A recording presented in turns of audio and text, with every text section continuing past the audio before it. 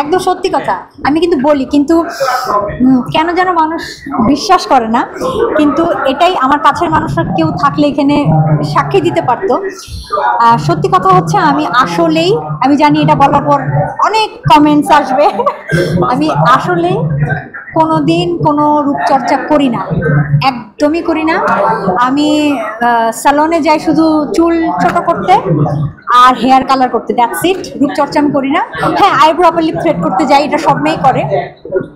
আর আপনি যেটা বললেন যে সিক্রেট, এবার আসছি যে আসল সিক্রেট হচ্ছে, হ্যাঁ আমি অবল একটা ভেজিটেরিয়ান, এটা সবাই জানে।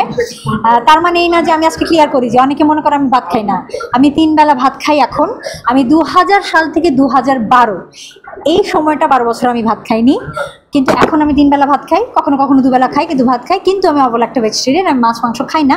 কিন্তু এটা রূপের রহস্য না। রূপের রহস্য আসলে হচ্ছে, রূপের রহস্য আসলে হচ্ছে আমার মন। আমি অনেক পজিটিভ মানুষ, আমি সব কিছু খুব পজিটিভলি দেখতে পছন্দ করি। কোথাও কোনো খারাপ কিছু থাকলে, নেগেটিভ কিছু থাকলে আমি ওখান থেকে ভালোটা নেওয়ার চেষ্টা করি। যদি একদম ভালো নাই থাকে, সেখান থেকে আমি নিজেকে বের করে ফেলি। খারাপ যাদের সাথে আমি স্যুট করি না, যেখানে আমার মনে হচ্ছে যে না, আমার এই সঙ্গটা আমাকে ভালো কিছু দিচ্ছে না, নেগেটিভ এনার্জি দিচ্ছে, আমি সেখান থেকে নিজেকে সরিয়ে নিই।